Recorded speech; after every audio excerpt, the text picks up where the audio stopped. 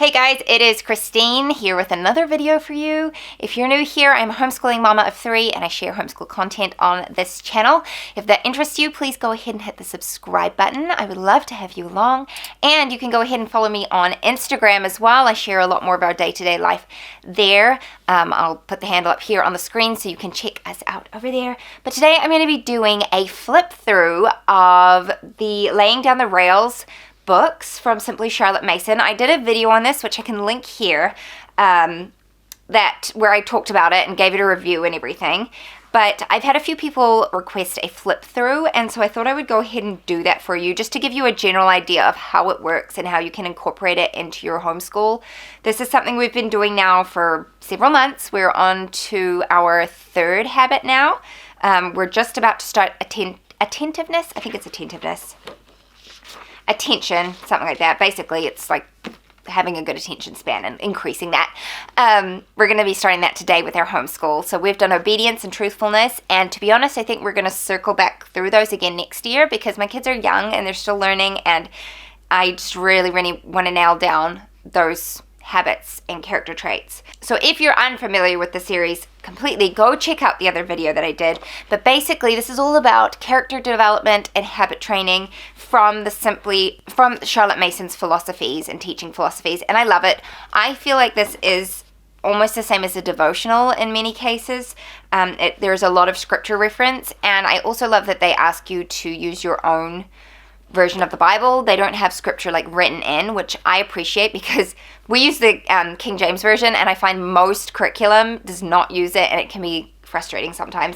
But it's just as it is. There are so many translations now, it's difficult. It would be impossible to please everybody. But I like that it just refers you to that. So I will go ahead and show you inside the book. Okay guys, here are the 2 books. Several people have asked me if you need both books. In my opinion, yes you do, because this just gives so much more depth to the whole curriculum. So this is a collection of Charlotte Mason's philosophies on these character traits, and really it will help you have a much more in-depth knowledge of it all. So it's got an index at the front, which can take you to where you need to go. We're going to be doing attention, so I'd go to page 50, and the other book does prompt you to read this, so yeah, they want you to read it. And there are 10 pages, I think, full of her thoughts on these, on the character trait of attention. So they're in bite-sized chunks, like it's broken down into numbers, which is really nice. And I love that there are margins on the sides to be able to write your own notes in. So you would go through this. Usually it takes me like 2 or 3 evenings because it's a lot to digest and you really want to focus on it, and I tend to highlight stuff that speaks to me and that I want to really focus on. There's so many aha moments in this, I've found anyway.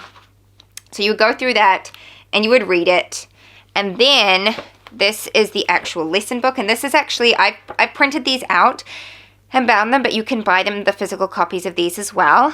And this one I think comes in 2 books. I just printed them and bound them into 1 book. It's one big massive book. And here again, it's got your index right here. Hold on a minute. There's your index. So attention is the one we're going to be doing. So that's page 141. I'll have to flip through this. It's hard doing it one-handed, but that's okay. We'll get there.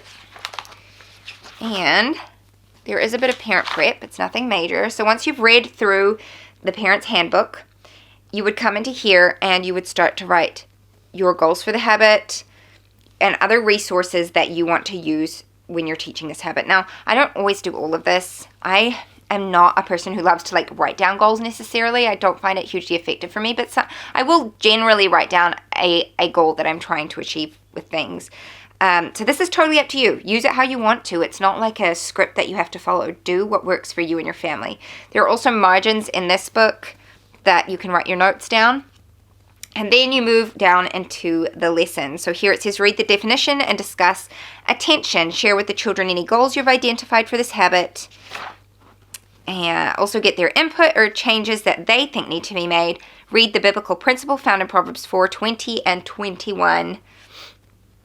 From your preferred version of the Bible. Attention involves listening closely and guarding the information so that it stays in your heart and mind. So it's like a 5 to 10 minute lesson. It really doesn't take long. And everything you need is in this book. So aside from having a Bible, that's probably the only thing you actually have to go out and source. But everything else is in here. They've got poetry. There's often like excerpts from plays and dramas. And there are a different number of lessons for every... Sorry, that guy is like changing our gas bottles for our water right now, so I can hear how loud it is, and hopefully it's not too distracting on here. There are a different number of lessons for each character, so for each habit, sorry. So this one's got 14. So you don't have to do all of the lessons in it. Do what works for you and your family, how it fits into your schedule. We don't have like a firm schedule for our enrichment studies. I tend to do it on a loop schedule, so we'll just add this in as it works for us. And we actually just started swimming lessons, so one day a week we're not even doing school because it's just too hard to get them to sit down after having a disrupted morning. Afternoon school doesn't really work very well for us. So yeah, I'm just doing things on a loop schedule, and we go through things, and you've just got to remember that this is a 5 to 10 minute lesson. It is not what you need to teach this habit. That has to be done every day, all through the day. This is just like a jumping off point and something that will help you to be mindful of it and give you the tools that you need to teach it. But you do need to take the responsibility for it and work on it. And personally, I found it really good for myself. I want to learn some of these habits and instill them in my life as well. It's not just about my children. I mean, my children are going to learn through example, so I would like to be that example for them. So hopefully this has been helpful to you. If you have any questions, let me know. But yeah, it's really, there are so many habits. I can't remember how many in total, but it will take you like your child's entire school life to get through them all. And I fully intend on circling through sort of her key ones. She talks about doing obedience, truthfulness, and attention first as your 3 main ones, and then going from there. So I think we'll circle back on those, throughout the years as we need to, especially because my children are so young. So yeah, there's lots of like little jumping off points. I can show you some more if you need to. Let's zoom in a little bit. Oops, not out, in. So here, talk over point 19, evaluating the family's use of good books and oral teaching. Lots of good books and minimal oral teaching encourages full attention. Okay, and then it says read Proverbs chapter 8. It takes concentration and effort to attain valuable qualities such as wisdom. So lots of discussion points as a family, and it's almost like a devotional style, what I found anyway.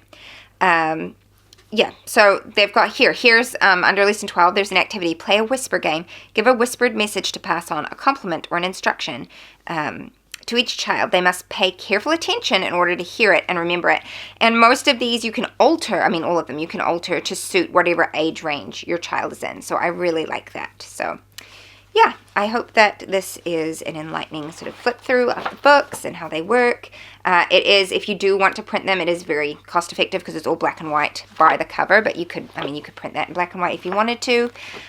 So yeah, and then it just goes from one to the other, and it's a great big book of wonderful resource. So I hope that was helpful.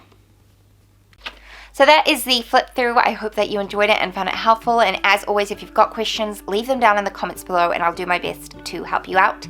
Thank you so much for watching, and I'll see you in the next one. Bye-bye. The world had more of your smile. What if the wind could spread your love? What if your sweetness could reach everyone? There'd be no wars,